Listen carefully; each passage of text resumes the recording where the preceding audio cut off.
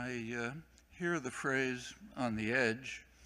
The irresistible image is the proverbial lemmings marching resolutely to the cliff.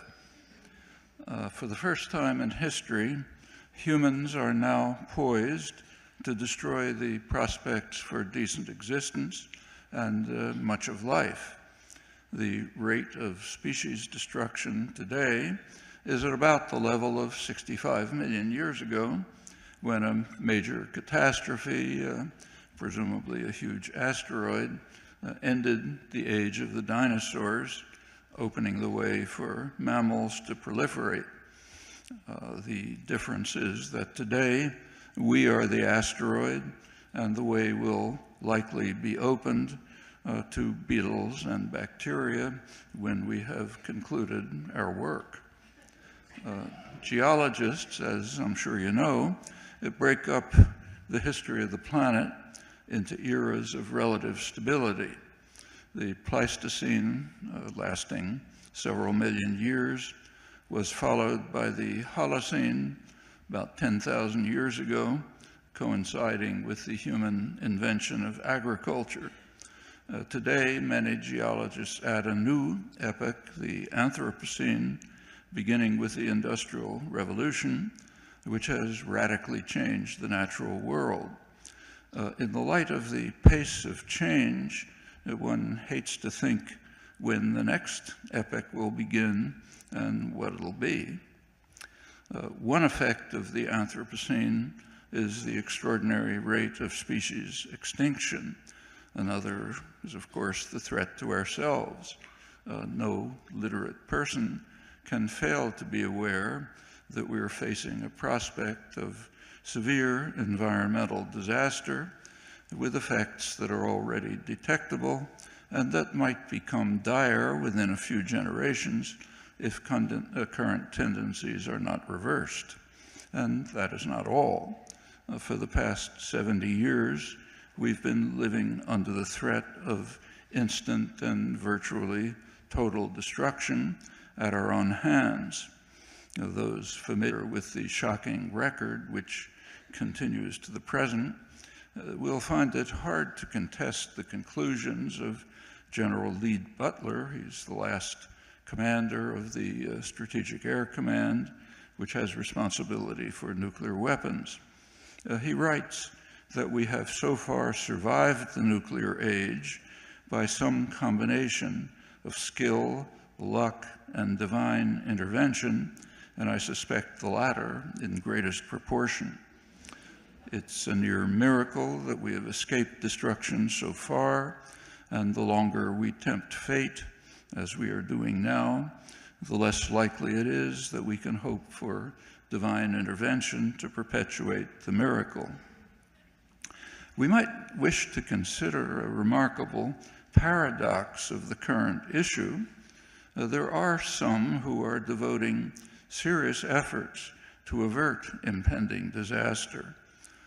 In the lead are the most oppressed segments of the global population, those considered to be the most backward and primitive, the indigenous societies of the world, First Nations in Canada, Aboriginals in Australia, tribal people in India, and many others throughout the world.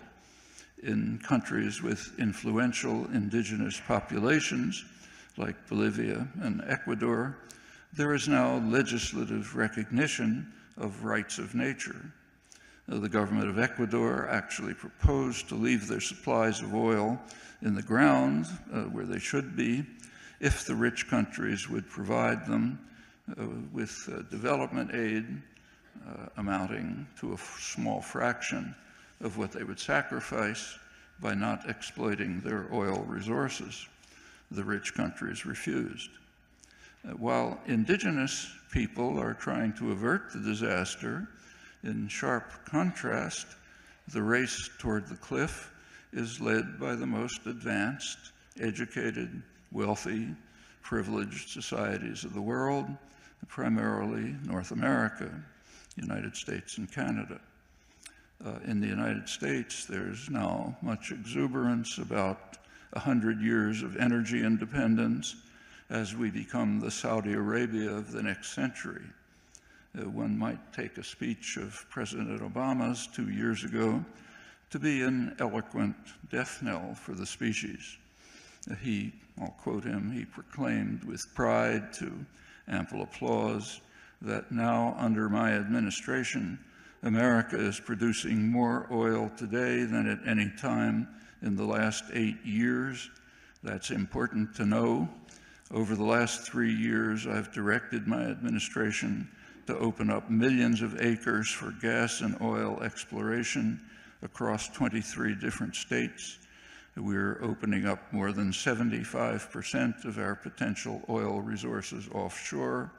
We've quadrupled the number of operating rigs to a record high. We've added enough new oil and gas pipeline to encircle the earth and then some. The applause tells us something important about our social and moral malaise. The president was speaking in Cushing, Oklahoma, known as an oil town, as he announced in greeting his appreciative audience. In fact, it is the oil town, described as the most significant trading hub for crude oil in North America.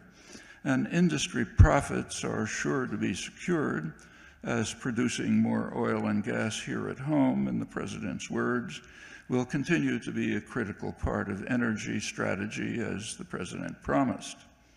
A few days ago, the New York Times had an energy supplement, 8 pages of mostly euphoria about the bright future for the United States, poised to be the world's greatest producer of fossil fuels.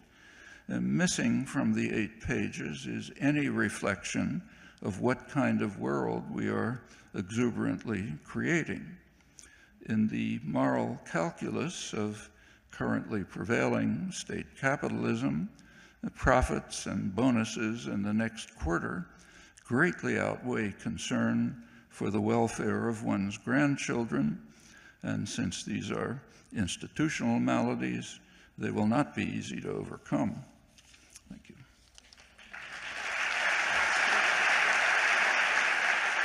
Je souhaiterais vous faire part d'une révélation surprenante. J'ai longtemps observé les humains, et ce qui m'est apparu quand j'ai tenté de qualifier votre espèce, c'est que vous n'étiez pas réellement des mammifères. Tous les mammifères sur cette planète ont contribué au développement naturel d'un équilibre avec le reste de leur environnement. Mais vous, les humains, vous êtes différents. Vous vous installez quelque part et vous vous multipliez. Vous vous multipliez jusqu'à ce que toutes vos ressources naturelles soient épuisées. Et votre seul espoir de réussir à survivre, c'est de vous déplacer jusqu'à un autre endroit. Il y a d'autres organismes sur cette planète qui ont adopté cette méthode. Vous savez lesquels? Les virus. Les humains sont une maladie contagieuse. Le cancer de cette planète, vous êtes la peste.